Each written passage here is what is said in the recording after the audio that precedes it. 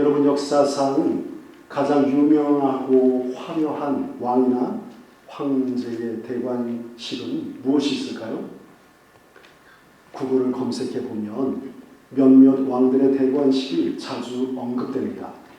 3년 전 세상을 떠난 엘리자베스 2세 여왕의 대관식, 그리고 그 뒤를 이은 찰스 3세 영국 국왕의 대관식입니다. 찰스 3세 국왕의 대관식은 약 70년 만에 웨스트민스터 사원에서 열린 영국 왕실의 대관식으로 전 세계의 주목을 받았습니다. 공식 발표에 따르면 약 1267억 원이라는 돈이 대관식에 사용되었고, 언론에서는 실제로 아마도 두세 배 더 드는 비용이 지출되는 것으로 추정하고 있습니다. 그러나 역사상 가장 유명한 황제의 대관식을 꼽으라고 하면 많은 사람들은 1804년에 있었던 우리가 잘 아는 나폴레옹의 대관식을 떠올립니다. 당시 나폴레옹은 영국을 제외한 유럽 대부분의 나라들을 군사적으로 장악하고 있었고, 마침내 스스로 황제의 자리에 오르게 됩니다. 이 대관식에서 가장 상징적인 장면은 당시 유럽 전역에서 종교적으로 최고 권위를 지닌 로마 교황을 초대해 놓고도 교황이 아닌 자기 자신이 직접 왕관을 썼다는 것입니다. 이는 자신보다 더 높은 권위는 이 세상에 아무도 없다라는 것을 선언하는 것과 같습니다. 그런데 그렇게 유럽을 호령하던 이 나폴레옹도 영원하지는 않았습니다. 러시아 원정의 실패 이후 몰락의 길을 걷게 되었고, 결국 영국에 항복하여 세인트 헬레나 섬에 유배된 뒤에 1821년 51세의 나이로 쓸쓸히 생을 마감하고 말았습니다. 내 사전에는 불가능은 없다 라고 외치던 이 황제의 마지막이었습니다. 자신이 스스로 머리에 왕관을 쓰고 황제가 되었으나 고작 17년 후에 그는 한 줌의 흙으로 사라져버리고 말았습니다. 약 2000년 전에 이스라엘 땅 예루살렘에는 전혀 다른 장면이 펼쳐졌습니다. 그날 3명의 사람이 십자가에 처형되었습니다. 2사람은 강도였고, 가운데 한 사람은 나사렛 출신의 예수라는 사람이었습니다. 당시 이스라엘은 로마의 지배 아래 있었기 때문에 로마 총독의 명령이 아니고는 누구도 사형을 집행할 수 없었습니다. 유월절을 맞아 유대 종교 지도자들에게 붙잡혀 온 예수님은 뚜렷한 죄목도 없는 상태로 빌라도 총독 앞에 서게 됩니다. 빌라도는 예수님을 신문하며 그가 죄가 없다는 사실을 알았고 풀어주려고 했습니다. 그러나 유대 종교 지도자들은 예수님이 스스로 하나님의 아들이라고 주장했다며 신성 모독죄로 십자가 처형을 요구했습니다. 이 사람을 놓아주면 가이사의 충신이 아닙니다. 이 정치적인 압박 앞에서 빌라도는 결국 사형 집행을 허락하게 됩니다. 그리고 빌라도 총독은 십자가 위에 한 팻말을 붙이게 됩니다. 히브리말, 라틴말, 헬라말로 이렇게 기록합니다. 나사렛 예수 유대인의 왕. 유대 종교 지도자들은 즉시 항의했습니다. 유대인의 왕이라 쓰지 말고 자칭 유대인의 왕이라고 쓰십시오. 그러나 빌라도는 단호하게 대답합니다. 내가 쓸 것을 썼다. 여러분, 유대인들은 예수님을 왕으로 인정하지 않고 십자가에 처형하라고 외쳤지만 로마 총독은 역설적으로 예수님을 유대인의 왕으로 선언한 셈이 되었습니다. 그렇다면 십자가에서 가장 수치스럽게 죽어가던 예수님이 정말 왕이 될 수 있었을까요? 예수님이 유대인의 왕을 넘어 온 세상의 왕이 될 수 있는 가장 큰 이유는 예수님이 겸손의 왕이시기 때문입니다.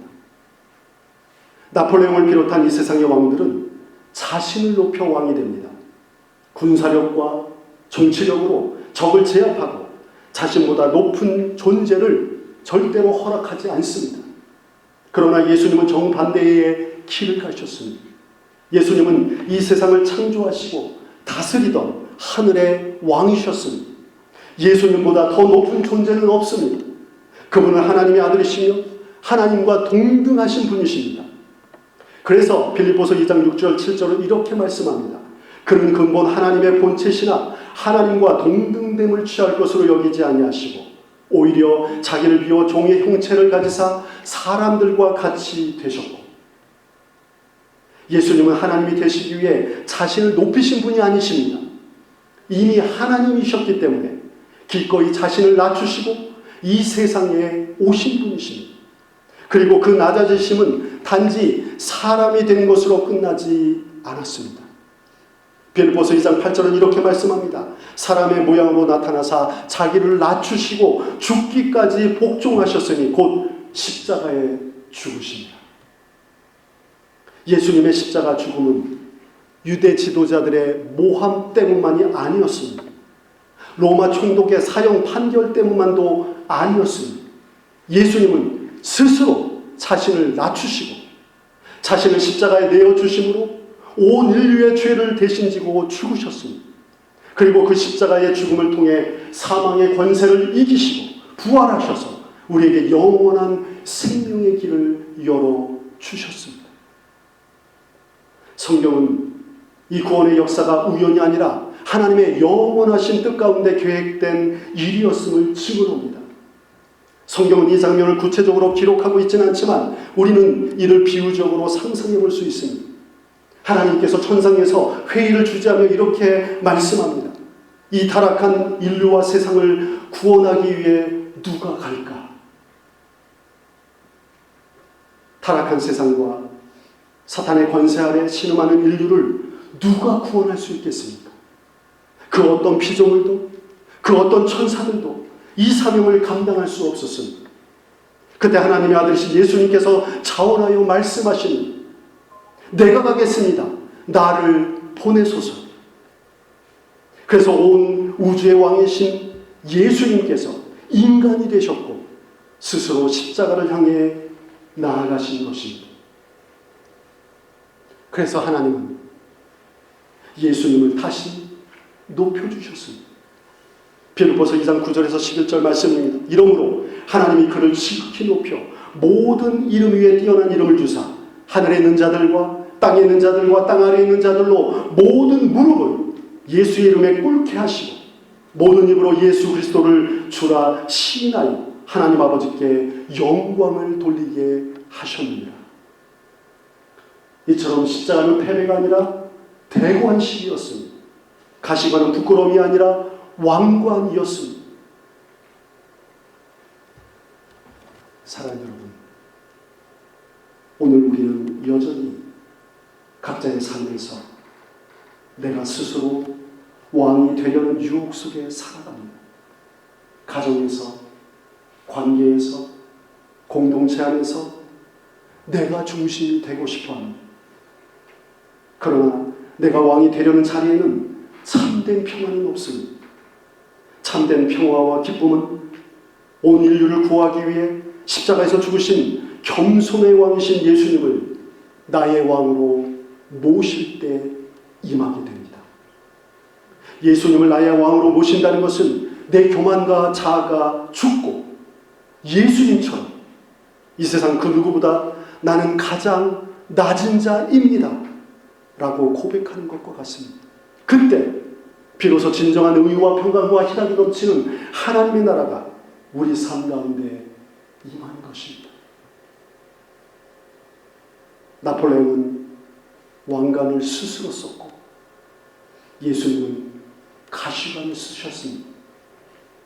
나폴레옹은 적을 죽여 왕이 되었고 예수님은 자신이 죽어 왕이 되셨습니다.